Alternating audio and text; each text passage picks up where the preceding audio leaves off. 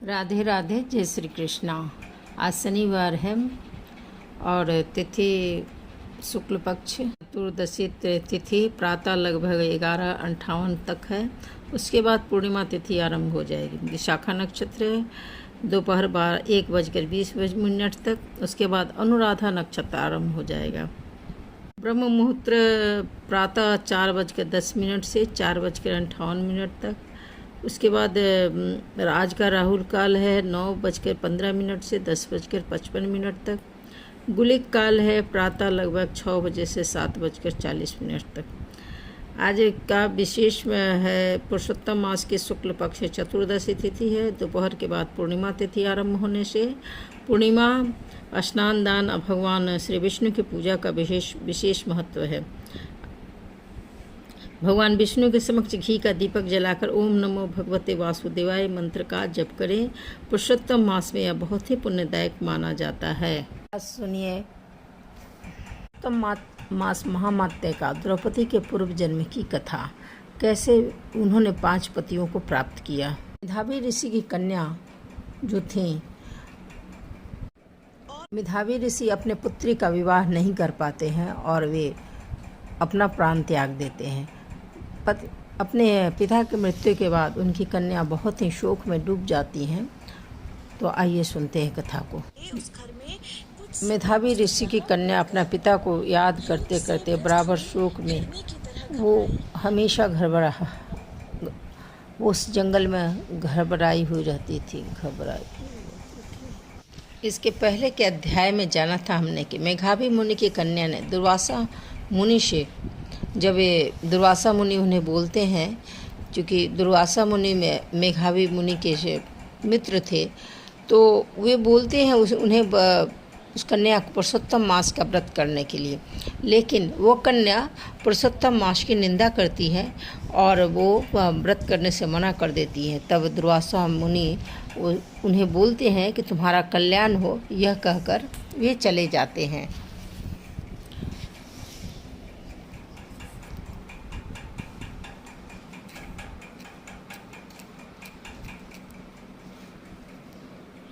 दुर्वासा मुनि के समझाने पर भी मेघावी मुनि की कन्या को पुरुषोत्तम मास की महिमा पर कोई विश्वास नहीं हुआ और वह शंकर जी की कठिन तपस्या में लीन हो गई। इतना वृत्तांत नारायण जी के मुंह से सुनकर देवर्षि नारद बोले, सब मुनियों को जो भी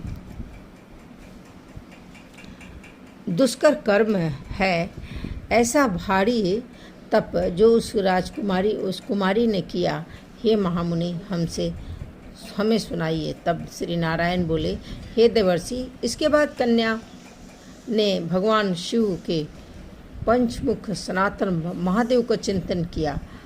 परम दारुण उसने कठिन तप आरंभ कर दिया। सर्पों का आभूषण पहने देवाधिदेव नंदी भृंगी आदि सभी गणों से सेवित 24 तत्वों और 3 गुणों से युक्त अष्टमहासिद्धियों तथा प्रकृति और पुरुष से युक्त अर्धचंद्र से सुशोभित मस्तक वाले जटाजूट से विराजित भगवान के उस रूप को उस बाला ने पर कठिन तप आरंभ कर दिया। ग्रीष्म ऋतु के सूर्य होने पर पंचाग्नि के बीच में बैठकर और हेमंत और शिशिर ऋतु में ठंडे जल में बैठकर खुले हुए मुख वाली जल में खिले हुए कमल की तरह शोभित होने लगी। सिर के नीचे फैली हुई काली और नीली अलकों से ढकी हुई वह जल में ऐसी लगती मानो कीचड़ की लता सवारों के समूह से घिरी हो। ठंड के कारण नाक से निकलती हुई सुगंधित धुएं की राशि इस तरह दिखाई देने लगती मानो जैसे कमल से मकरंद पार करके भंवरों की पंक्तियां जा रही हों।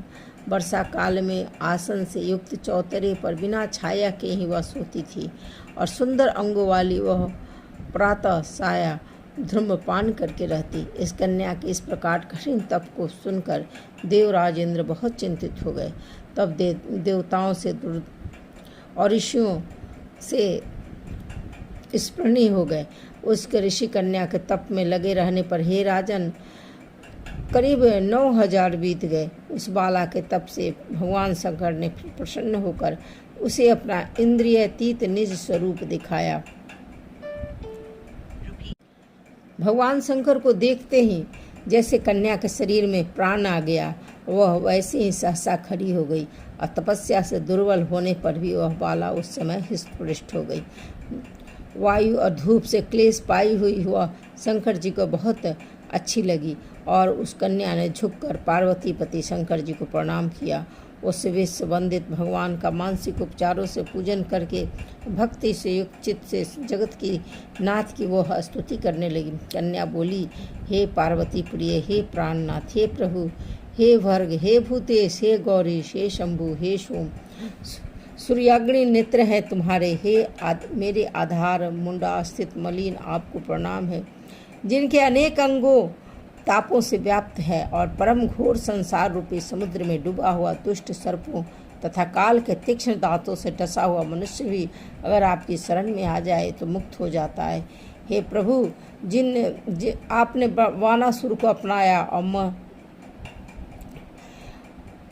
हे दयानाथ भूतेश चंडीश, हे प्राणनाथ, हे दक्ष प्रजापति के यज्ञ को ध्वंस करने वाले, समस्त शत्रुओं के नाशक, हे सदा भक्ति के को संसार से छुड़ाने वाले, हे जन्मों के हर्ता, हे प्रथम सृष्टि के कर्ता, हे प्राणनाथ, हे पाप के नाश करने वाले, आपको नमस्कार है, अपने सेवक की रक्षा कीजिए।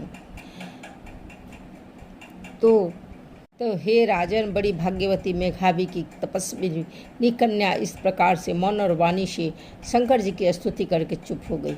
भगवान श्री कृष्ण आगे बोले, कन्या द्वारा की हुई स्तुति सुनकर और उसके द्वारा उग्र मुख प्रसन्न मुख कमल सदाशिव कन्या से बोले, हे तपस्विनी, तेरा कल्याण हो, तेरे मन में जो अभिष्ट हो वर तू मांग, हे महाभाग, मैं प्रसन्न हूँ तो दुख मत कर। ऐसा शंकर का वचन सुनकर कुमारी बहुत आनंद को प्राप्त हुई और हे राजन प्रसन्न हुए सदाशिव से बोली, हे दीनानाथ, हे दया सिंधु, अगर आप मेरे ऊपर प्रसन्न है तो हे प्रभु मेरी कामना पूर्ण करने में देर मत करें।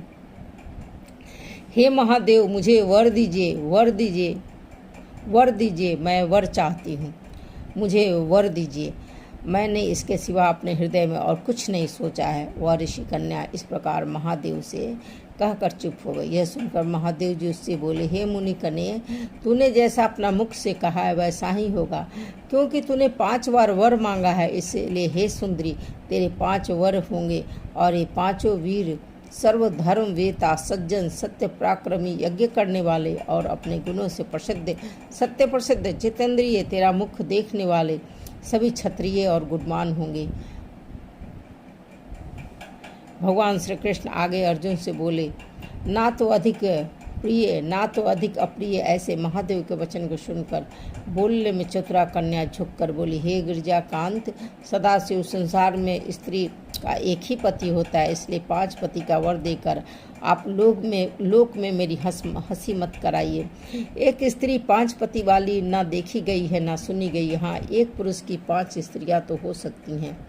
हे शंभु, हे कृपानिधान, आपकी सेविका में 5 पतियों वाली कैसे हो सकती हूँ? आपको मेरे लिए ऐसा कहना उचित नहीं है। आपकी सेविका होने के कारण जो लज्जा मुझे हो रही है वह अपने को ही समझिए। कन्या के ऐसे वचन सुनकर शंकर जी फिर उससे बोले, हे वीरू, इस जन्म में तुझे पति सुख नहीं मिलेगा।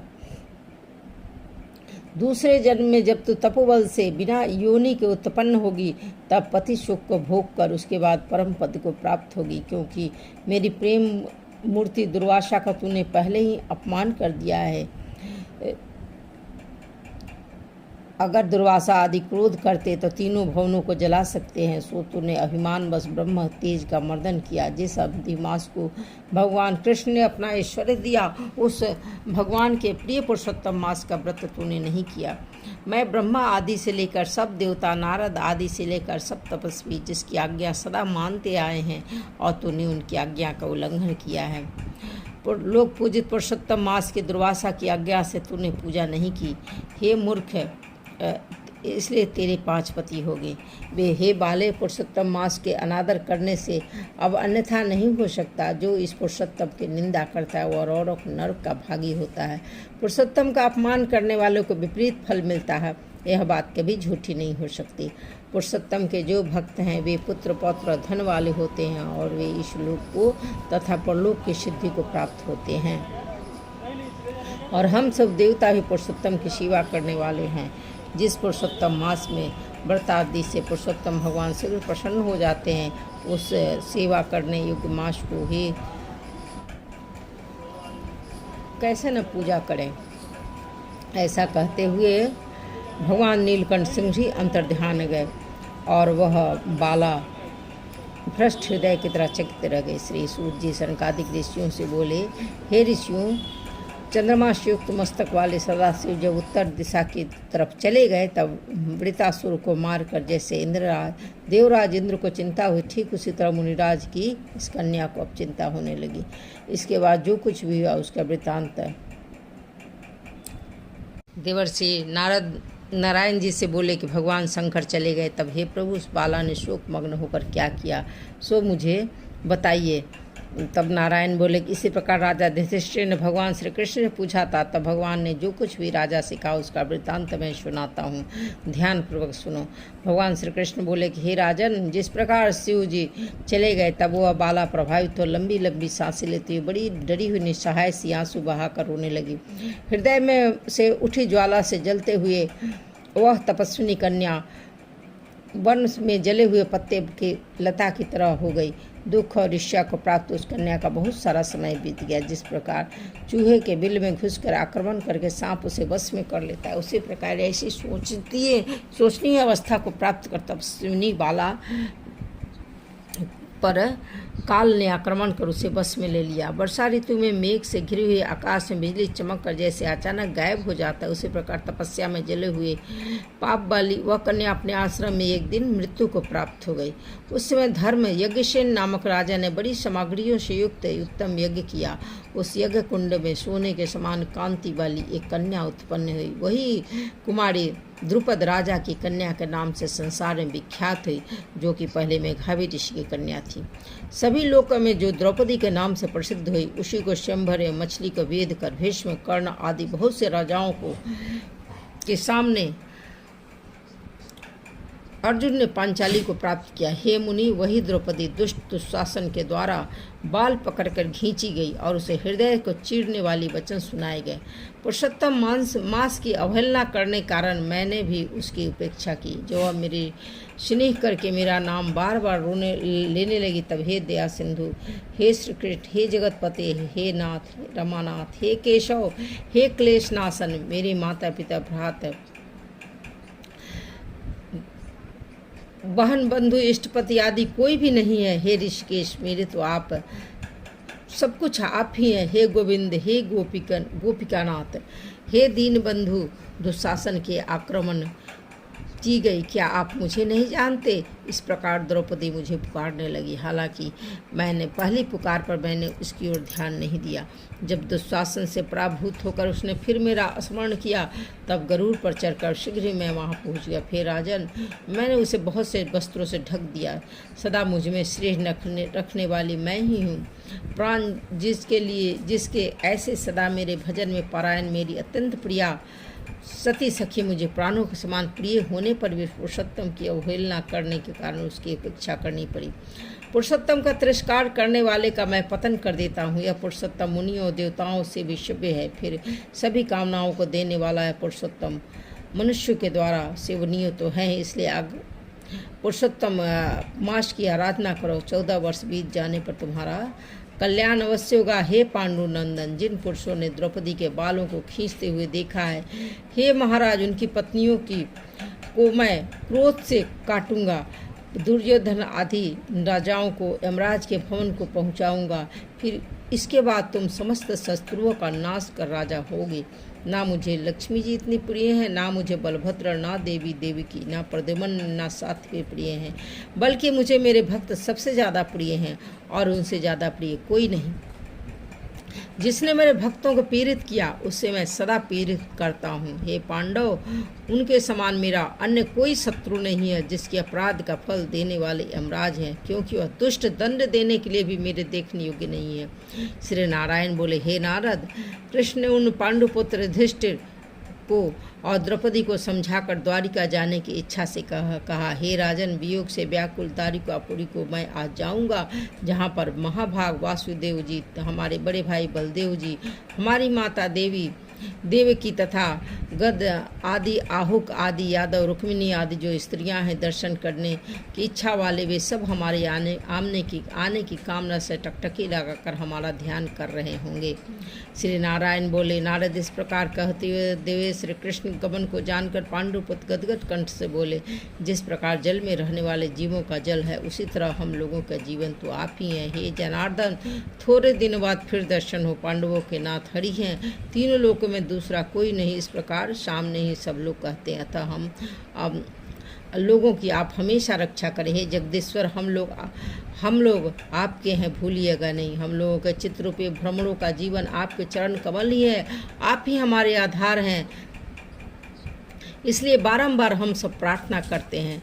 इन पांडुपुत्रों के लगातार इस तरह कहते रहने से कृष्ण प्रेमानंद में मग्न होकर धीरे धीरे रथ पर सवार होकर पीछे पीछे चलने वाले पांडुपुत्रों को लौटाकर द्वारिकापुरी को चले गए। श्री नारायण बोले, इसके बाद श्री द्वारिकानाथ श्री कृष्ण चंद्र के द्वारिकापुरी आज जाने पर राजा युधिष्ठिर अपने छोटे भाइयों के साथ तपस्या करते और तीर्थों में भ्रमण को गए। हे ना ब्राह्मण, नारद भगवान के प्रिय पुरुषोत्तम मास में मन लगाकर और श्री कृष्ण के वचनों का स्मरण करते हुए अपने छोटे भाइयों से तथा द्रौपदी से राजा युधिष्ठिर कहने लगे, हे पुरुषोत्तम मास में होने वाले अत्यंत उग्र पुरुषोत्तम का महात्म्य सुना है। पुरुषोत्तम भगवान के पूजन किए बिना सुख किस तरह से मिलेगा। यह भारतवर्ष में वह धन्य है जो वह पूज्य है, वही श्रेष्ठ है जो अनेक प्रकार के नियमों से पुरुषोत्तम भगवान का पूजन अर्चन करता है। इस तरह समस्त तीर्थों में भ्रमण करते हुए पांडुपुत्र पुरुषोत्तम मास के आने पर विधि पूर्वक व्रत करने लगे। हे मुनि, हे नारद, व्रत के अंत में 14 वर्ष पूर्ण होने पर श्री कृष्ण भगवान की कृपा से अतुल निष्कंटक राज्य को उन्होंने प्राप्त किया। इस पुरुषोत्तम मास के अतुल महामात्य को करोड़ों कल्प समय मिलने पर भी कहने में समर्थ नहीं। श्री सूत जी आगे बोले, हे विप्रलोक, पुरुषोत्तम मास का महामत्य कृष्ण दैप्यान व्यास जी से मैंने सुना है, फिर भी कहने में मैं समर्थ नहीं। इस पुरुषोत्तम मास के अखिल ब्रह्मांड को स्वयं नारायण जानते हैं या फिर साक्षात वैकुंठवासी श्री हरि भगवान जानते हैं, परंतु जिनके चरण पीठ ब्रह्मादि देवताओं के नमस्कार किए जाने वाले हैं, ऐसे श्री गोलोकनाथ श्री कृष्ण भी अपनाए हुए पुरुषोत्तम मास के संपूर्ण महामत्य नहीं जानते, तो भला साधारण मनुष्य कहाँ से जानता है। अब आगे सुनिए श्रीमद् भगवत गीता में पुरुषोत्तम योग जो भगवान श्री कृष्ण के द्वारा कहा गया है, जो अध्याय 15 से लिया गया है। न तत् भास्यते सूर्यो न शशांको न पावक यत् गत्वा न निवर्तन्ते तद धामम परमम मम, यानी कि वह मेरा परम धाम न तो सूर्य या चंद्र के द्वारा प्रकाशित होता है और न अग्नि या बिजली से। जो लोग वहाँ पहुँच जाते हैं वे इस भौतिक प्रकाश जगत में फिर लौट कर नहीं आते। ममै वासो जीवलोके जीवभूत सनातन मनसष्टानि इंद्रियाणि प्रकृति अस्थानि कर्षति, यानी कि इस बद्ध जगत में सारे जीव मेरे शाश्वत अंश हैं। बद्ध जीवन के कारण वे 6 इंद्रियों से घोर संघर्ष कर रहे हैं, जिनमें मन भी सम्मिलित है। शरीरम यत अवाप्नोति यत च अपि उत्क्रमति ईश्वरः गृहीत्वा एतानि संयाति वायुगंधान इव आसयात। इस संसार में जीव अपने देहात्म बुद्धि को एक शरीर से दूसरे में उसी तरह ले जाता है जिस तरह वायु सुगंधि को ले जाता है। इस प्रकार वह एक शरीर धारण करता है और फिर इसे त्याग कर दूसरा शरीर धारण करता है। नंबर 9, तम चक्षु स्पर्शनम च रसनम घ्राणमेव च अधिष्ठाय मन च अयम विषयानुपसेवते, यानी कि इस प्रकार दूसरा स्थूल शरीर धारण करके जीव विशेष प्रकार का कान, आँख, जीभ, नाक तथा स्पर्श इंद्रिय प्राप्त करता है जो मन के चारों ओर संकुचित है। इस प्रकार वह इंद्रिय विषयों के एक विशिष्ट समुच्चय का भोग करता है। नंबर 10, कामवंत स्थित वा अपि भुज जानम वा गुणान्वंति उपनीतं विमूढ़ा नानु पश्यन्ति ज्ञान चक्षुषा। मूर्ख न तो समझ पाते हैं कि जीव किस प्रकार अपना शरीर त्याग सकता है, न ही वे यह समझ पाते हैं प्रकृति के गुणों के अधीन वह किस तरह से शरीर का भोग करता है। लेकिन जिसकी आंखें ज्ञान में प्रशिक्षित होती हैं वह यह सब देख सकता है। आज का पुरुषोत्तम यज्ञ यहीं तक, कल पुनः आगे। श्रीमद् भागवत कथा में सुनिए। इसके पहले कुंती भगवान श्री कृष्ण की स्तुति करती हैं क्योंकि उन्हें परीक्षित की रक्षा की है। अब भगवान श्री कृष्ण जो हैं वे भगवान भीष्म पितामह के पास पहुंचते हैं, जो कि कुरुक्षेत्र में घायल अवस्था में पड़े हुए हैं और शरीर त्याग करने वाले हैं। तो शील सुत गोस्वामी ने कहा कि कुरुक्षेत्र के युद्ध स्थल में इतने अधिक मनुष्यों का वध करने के कारण घबराए हुए महाराज युधिष्ठिर उस स्थल पर गए जहाँ नरसंहार हुआ था। वहाँ भीष्म पितामह मरणासन्न होकर सरसैया पर लेटे थे। इस नवम अध्याय में जैसा कि भगवान श्री कृष्ण की इच्छा थी कि भीष्म पितामह राजा युधिष्ठिर को वर्णाश्रम धर्म के कर्तव्य के संबंध में उपदेश दे, भीष्म पितामह इस मर्त्यलोक के से प्रयाण करते समय भगवान से अंतिम प्रार्थना करते हैं और भावी भौतिक कार्यों के बंधन से मुक्त हो जाएंगे। भीष्म पितामह को वरदान प्राप्त था कि वे इच्छा अनुसार देह त्याग कर सकते हैं और वे अपनी इच्छा से इस प्रकार सरसैया पर लेटे थे। इस महान योद्धा का इस प्रकार से देह त्याग समस्त समकालीन श्रेष्ठ पुरुषों को आकृष्ट करने वाला था। अतएव सही मनुष्य इस महात्मा के प्रति अपने प्यार, सम्मान तथा स्नेह की भावना प्रदर्शित करने हेतु वहां एकत्र हुए थे। उस समय उनके सभी भाई स्वर्णाभूषणों से सजे हुए उच्च कोटि के घोड़े द्वारा खींचे जाने वाले सुंदर रथों पर उनके पीछे पीछे चल रहे थे। उनके साथ वेद व्यास जी और धम्म जैसे ऋषि और तथा अन्य लोग थे। हे ब्रह्मर्षि, भगवान श्री कृष्ण भी अर्जुन के साथ रथ पर सवार होकर पीछे पीछे चले आ रहे थे। इस प्रकार राजा युधिष्ठिर अत्यंत राजसी प्रतीत हो रहे थे, मानो कुबेर अपने साथियों से घिरा हुआ हो।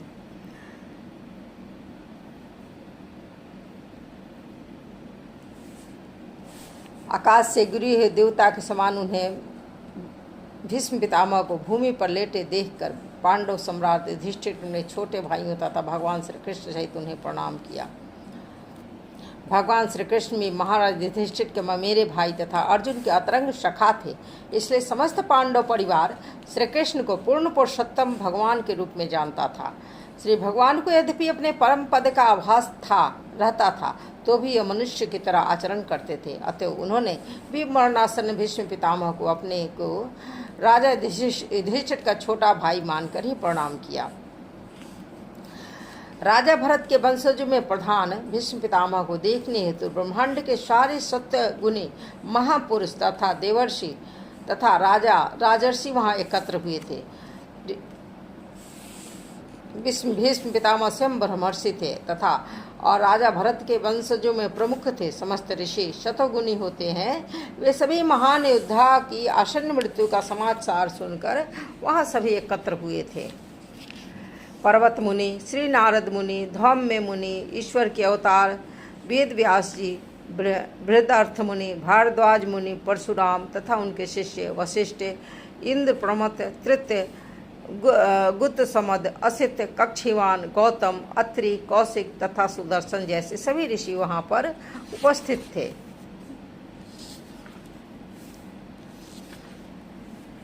तथा शील, सुखदेव स्वामी एवं अन्य पवित्र आत्माएं कश्यप, आंगिरस इत्यादि अपने अपने शिष्यों के साथ भी वहां पर वे पहुंचे हुए थे।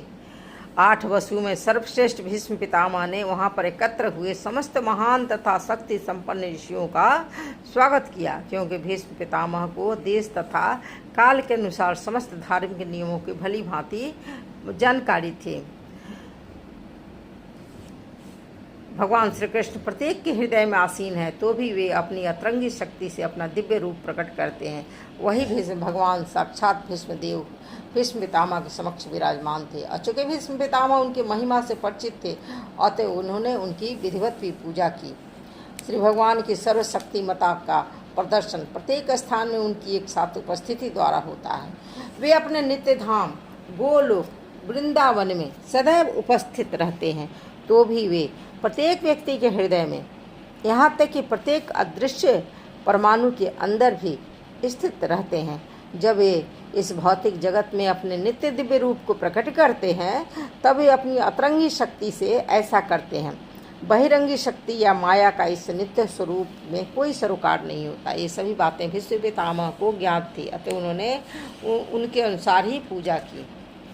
काशी महाराज पांडु के सभी पुत्र शांत बैठे थे और अपने मरणासन पितामह के प्रेम से अभिभूत थे। यह देखकर भीष्म पितामह ने उन्हें भावपूर्ण बधाई दी। उनके नेत्रों में आनंद के आंसू थे, क्योंकि वे प्रेम तथा स्नेह से विह्वल हो उठे थे। जब महाराज पांडु का निधन हुआ तो उनके सभी पुत्र छोटे बालक थे, तो स्वाभाविक था कि वे राज परिवार के श्रेष्ठ जनों के विशेष रूप से भीष्म देव के लाड़ प्यार में पले थे। बाद में जब पांडव बड़े हो गए तो वे धूर्त, दुर्योधन तथा उनकी टोली के द्वारा ठगे गए। यद्यपि भीष्म पितामह जानते थे कि पांडव निर्दोष हैं, उन्हें व्यर्थ में कष्ट दिए जा रहे हैं, फिर भी राजनीतिक कारणों से वे पांडवों का पक्ष नहीं ले पा रहे थे। अपने अंतिम समय में जब भीष्म पितामह ने महाराज युधिष्ठिर सहित अपने 80 पुत्रों को अपने बगल में बैठे हुए देखा तो महायोद्धा पितामह अपने प्रेमाश्रुओं को रोक न सके। उनकी आंखों से आंसू स्वतः ही छलछला उठे। उन्होंने अपने अत्यंत धार्मिक पुत्रों द्वारा भोगे दारुण कष्टों का स्मरण किया। निश्चय ही वे बहुत संतुष्ट थे, क्योंकि दुर्योधन के स्थान पर युधिष्ठिर सिंहासन पर बैठने जा रहे थे, इसलिए उन्होंने सबको बधाई दी। उन भीष्म पितामह ने कहा, अहो तुम भले मानुषों ने साक्षात धर्म के पुत्र होने के कारण कितनी भयानक यातनाएं तथा अन्याय सहे।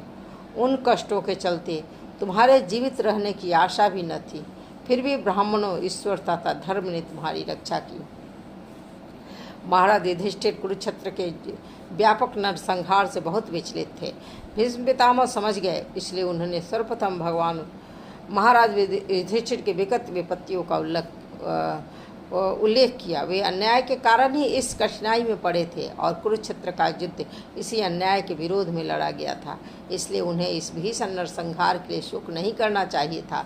वे पांडवों को विशेष तौर पर यह बताना चाह रहे थे कि वे लोग सदा ही ब्राह्मणों, श्री भगवान तथा धर्म द्वारा रक्षित होते रहे हैं। अतएव जब तक वे इन तीनों महत्वपूर्ण साधनों द्वारा सुरक्षित हैं तब तक निराश होने का कोई कारण नहीं है। इस प्रकार भीष्म देव ने महाराज को उनकी निराशा मिटाने होते प्रोत्साहित किया। जब तक कोई मनुष्य श्री भगवान की इच्छा के साथ पूरा तालमेल बनाए रखता है, प्रामाणिक ब्राह्मणों तथा वैष्णवों द्वारा निर्देशित होता है और धार्मिक सिद्धांतों का दृढ़ता से पालन करता है, तब तक उसके निराश होने का कोई कारण नहीं है। भले ही जीवन की परिस्थितियाँ कितनी ही विषम क्यों न हो, इस परंपरा में एक महान सत्ता होने के नाते भीष्म पितामह पांडवों को यह बात समझाना चाहते थे। अब फिर वे बोलते हैं कि जहाँ तक मेरी पुत्रवती कुंती का संबंध है, वह महान सेनापति पांडु की मृत्यु होने पर सभी बच्चों के साथ विधवा हो गई और उसके कारण उसने बहुत कष्ट सहा, और अब तुम लोग बड़े हो गए हो तो भी वह तुम्हारे कर्मों के कारण काफ़ी कष्ट उठा रही है। महारानी कुंती के कष्टों पर दुगना शोक प्रकट किया जा रहा है। अल्प आयु में विधवा हो जाने तथा राज परिवार में अपने छोटे छोटे बच्चों के पालन पोषण करने में उन्हें बहुत कष्ट उठाना पड़ा, और जब बच्चे बड़े हो गए तब उनकी करनी से उसे कष्ट उठाना पड़ रहा था। अतः उनके कष्ट को जैसे के तैसे बने हुए। इसका अर्थ हुआ कि विधाता के द्वारा कष्ट झेलना उनके भाग्य में लिखा हुआ था, विचलित हुए बिना उनको सहना था। भीष्म पितामह कहते हैं, मेरे विचार से यह सब प्रबल काल के कारण हुआ, जिसके वशीभूत होकर हर व्यक्ति लोक लोकांतर में भटकता है। जिस प्रकार वायु द्वारा बादल इधर से उधर ले जाए जाते हैं, इस ब्रह्मांड के अंदर संपूर्ण अंतरिक्ष में काल का नियंत्रण उसी प्रकार है जिस प्रकार समस्त लोकों में उसका नियंत्रण है। सूर्य सहित सभी बड़े बड़े ग्रह वायु के बल के द्वारा उसी प्रकार नियंत्रित हैं जिस प्रकार वायु के वेग से बादल चलते हैं। इसी प्रकार काल वायु तथा अन्य तत्वों की क्रिया को भी नियंत्रित करने वाला है। अतः प्रत्येक वस्तु सर्वोपरि काल द्वारा नियंत्रित है, जो इस भौतिक जगत में श्री भगवान का सबसे प्रतिनिधित्व है। तो अतः युधिष्ठिर को इस काल की अकल्पनीय क्रिया से दुखी नहीं होना चाहिए। फिर वे कहते, ओह अटल काल का प्रभाव कितना अद्भुत होता है, इसे काटा नहीं जा सकता। नहीं तो धर्मराज के पुत्र युधिष्ठिर, गदाधारी महान योद्धा भीम तथा गांडीव अस्त्र धारण करने वाले बलशाली महान धनुर्धर अर्जुन एवं सबसे बढ़कर पांडवों के प्रथम प्रत्यक्ष हितैषी भगवान श्री कृष्ण के होते विपत्तियाँ क्यों आती हैं। हे राजन, श्री भगवान की योजना को कोई नहीं जान सकता। यद्यपि बड़े बड़े चिंतक उनके विषय में गहन जिज्ञासा करते हैं, लेकिन वे मोहित हो जाते हैं। अतः हे भरत वंश में श्रेष्ठ युधिष्ठिर, मैं मानता हूँ कि यह सब श्री भगवान की योजना के अंतर्गत है। तुम श्री भगवान की अचिंत योजना को स्वीकार करो और उनका पालन करो। अब तुम नियुक्त किए गए शासनाध्यक्ष हो। अतः हे महाराज, आपको अब उन लोगों की देखभाल करनी चाहिए जो असहाय हैं। ये भगवान श्री कृष्ण अकल्पनीय आदि भगवान ही है। वे प्रथम नारायण अर्थात परम भोक्ता हैं। इसलिए हे राजा, विष्णु के वंशजों में हमारी ही तरह विचरण कर रहे हैं और हमें स्वसृजित शक्ति के द्वारा मोहग्रस्त कर रहे हैं। हे राजन, शिव, देवर्षि, श्री नारद मुनि तथा श्री भगवान के अवतार भगवान श्री कपिल, ये सभी प्रत्यक्ष संपर्क द्वारा श्री भगवान की महिमा के विषय में बहुत गोपनीय जानकारी रखते हैं। हे राजन, तुमने अज्ञानवश ही जिस व्यक्ति को अपना मेरा भाई, अपना सब अत्यंत प्रिय मित्र, शुभ चिंतक, मंत्री, दूत, उपकारी इत्यादि माना है, वे स्वयं भगवान श्री कृष्ण हैं। श्री कृष्ण यद्यपि पांडवों के मेरे भाई, मित्र, हितैषी, मंत्री, दूत, उपकारी आदि बने हुए थे, तो भी वे थे तो पूर्ण पुरुषोत्तम भगवान ही। अपनी अहेतु कृपावश तथा अपने अनन्य भक्त पर कृपावश वे उस सभी प्रकार की सेवा करते हैं। लेकिन इसका अर्थ यह नहीं हो है कि उन्होंने निहायत मनुष्य के रूप में अपना पद बदल दिया। उन्हें साधारण व्यक्ति मानना सबसे बड़ा ज्ञान है। पूर्ण पुरुषोत्तम भगवान होने के कारण वे प्रत्येक के हृदय में विद्वान हैं। वे सब पर समान रूप से दयालु हैं और पक्षपात के मिथ्या अहंकार से सर्वदा मुक्त हैं।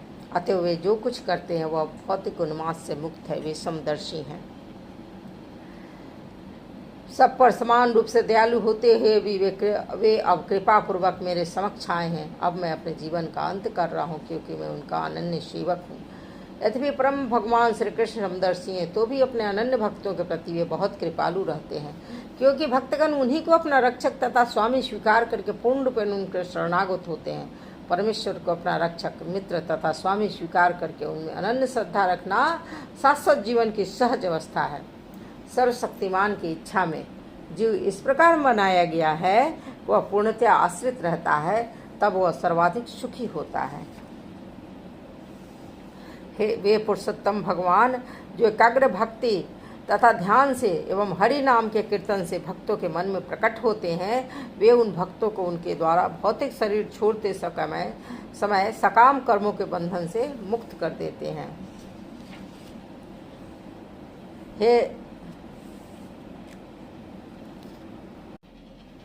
श्रीसुत गोस्वामी ने कहा, भीष्म पितामह को इस प्रकार आग्रहपूर्ण स्वर में बोलते देखकर महाराज युधिष्ठिर ने समस्त ब्रह्मर्षि उपस्थिति में उनसे विभिन्न धार्मिक कृत्यों का अनिवार्य सिद्धांत के बारे में पूछा। महाराज युधिष्ठिर के पूछे जाने पर भीष्म पितामह ने सर्वप्रथम व्यक्ति की योग्यताओं के अनुसार जातियों के वर्गीकरण तथा जीवन के आश्रमों का पूरा वर्णन किया। उन्होंने फिर क्रमबद्ध रूप से वैराग्य द्वारा निवृत्ति तथा आसक्ति द्वारा प्रवृत्ति नामक 2 खंडों का भी उन्होंने वर्णन किया।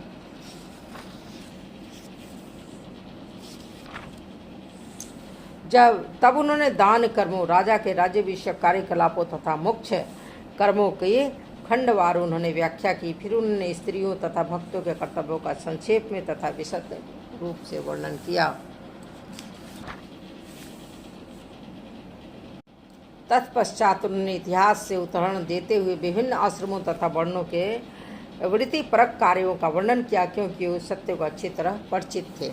जब भीष्म देव वृत्तिपरक कर्तव्यों का वर्णन कर रहे थे, तभी सूर्य उत्तरी गोलार्ध की ओर चला गया। इच्छा अनुसार मृत्यु का वर्ण करने वाले योगी इसी अवधि की कामना करते हैं। सिद्ध योगी अपनी इच्छा अनुसार उपयुक्त समय में भौतिक शरीर त्याग कर इच्छित लोक को जा सकते हैं। कि श्रीमद् भगवद गीता में कहा भी गया है कि स्वरूप सिद्ध आत्माएं जिन्होंने परमेश्वर के हित को ही सब कुछ मान रखा है, सामान्य रूप से अग्निदेव के तेज के समय तथा जब सूर्य नारायण उदित होते हैं तभी अपना शरीर त्यागते हैं और इस प्रकार दिव्य आकाश प्राप्त करते हैं। वेदों में ऐसे काल को देह त्याग के लिए शुभ माना जाता है और सिद्धि योगी इसका लाभ उठाते हैं। योग की सिद्धि का अर्थ है ऐसे श्रेष्ठ मानसिक अवस्था प्राप्त करना जिससे इच्छा अनुसार शरीर को त्याग किया जा सके। योगी किसी भी लोक में किसी भौतिक यान के बिना तुरंत ही पहुंच सकते हैं। योगी ऊंचे से ऊंचे लोगों को अल्प समय में पहुंच जाते हैं, लेकिन भौतिकवादी के लिए ऐसा कर पाना असंभव है। यदि किसी उच्चतर लोक तक पहुंचने का प्रयास भी किया जाए तो लाखों मील प्रति घंटे की गति होने पर ही वहां पहुंचने में लाखों वर्ष लग जाएंगे। यह एक भिन्न विज्ञान है। भीष्मदेव इसका सदुपयोग करना भली बात जानते थे। वे अपना शरीर छोड़ने होते उपयुक्त समय की प्रतीक्षा में थे।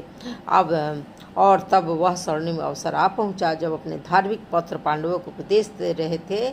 उस प्रकार उन्होंने पूज्य भगवान श्री कृष्ण, पुण्यात्मा पांडव तथा शील व्यासदेव इत्यादि महर्षियों के समक्ष अपना शरीर त्यागने की तैयारी की। तत्पश्चात वे व्यक्ति जो हजारों अर्थों से युक्त विभिन्न विषयों पर बोलते हुए तथा हजारों युद्धों में लड़ चुके थे, हजारों व्यक्तियों की रक्षा कर चुके थे, उन्होंने बोलना बंद कर दिया। उन्होंने समस्त बंधनों से पूर्ण रूप से मुक्त होकर अन्य सभी वस्तुओं से अपना मन हटाकर अपने खुले नेत्रों को उन आदि भगवान श्री कृष्ण पर केंद्रित किया जो उनके समक्ष खड़े थे, जो 4 भुजाओं वाले थे और जगमग करते हुए चमचमाते हुए पीत वस्त्र धारण किए हुए थे। शुद्ध ध्यान द्वारा भगवान श्री कृष्ण का दर्शन करते हुए तुरंत समस्त भौतिक अशुभ अवस्थाओं में से और तीरों के घाव से होने वाली शारीरिक पीड़ा से मुक्त हो गए। इस प्रकार उनके समस्त इंद्रियों के बाह्य कार्यकलाप रुक गया और उन्होंने शरीर को त्यागते हुए समस्त जीवों के नियंता के दिव्य भाव से स्तुति की। भागवत कथा यहीं पर समाप्त करती हूँ। कल फिर इससे आगे। भागवत भगवान की जय, पुरुषोत्तम मास की जय, श्री कृष्ण भगवान की जय, सभी मुनियों की जय, वेद व्यास जी की जय। राधे राधे, जय श्री कृष्णा। वीडियो अच्छी लगे तो जरूर लाइक करें, सब्सक्राइब करें। धन्यवाद।